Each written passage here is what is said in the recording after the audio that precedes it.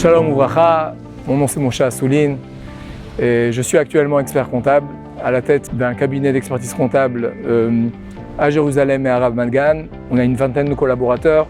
Je suis né en France, j'ai grandi en France. À l'âge de 18 ans, j'ai fait mon Aliyah. En effet, des fois, c'est un peu dur. Comment je fais? Je prie. Je prie. Dans le mix entre le travail, le Limud Torah et l'étude de la Torah, c'est un combat, c'est un réel combat. Il y a beaucoup de stress dans la vie d'un expert comptable ou dans la vie d'un prestataire de service, surtout avec les moyens de communication qui vont encore grandissant. Donc le téléphone est toujours allumé et tu dois toujours être joignable et c'est pas évident.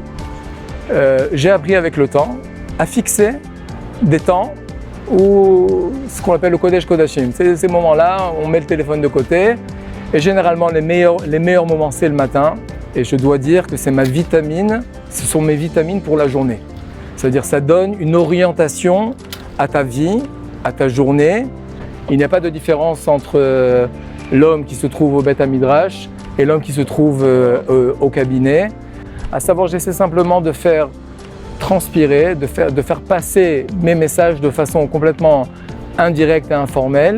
Et je propose toujours la solution qui est la plus proche de Da'at Torah.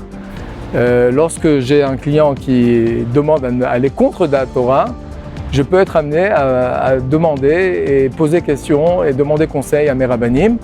On va donner ce qu'on a, le meilleur de soi, à la personne qui est en face de nous et le faire avec tout le cœur. Et se rendre compte de la chance qu'on a de pouvoir exprimer l'amour qu'on a envers l'autre. Qu'est-ce que je veux dire par là? C'est qu'en fait, Akadosh Baruch Hu, il nous a mis dans ce monde-là, et vous savez, notre aspiration, c'est de ressembler un petit peu à Akadosh Baruch Hu, de ressembler au Midah d'Akadosh Baruch Hu. Et c'est quoi la Midah? C'est quoi la vertu essentielle de Dieu dans le monde? C'est de donner. Mais donner toujours une partie de soi-même. Et je pense que c'est la clé d'une réussite personnelle et professionnelle.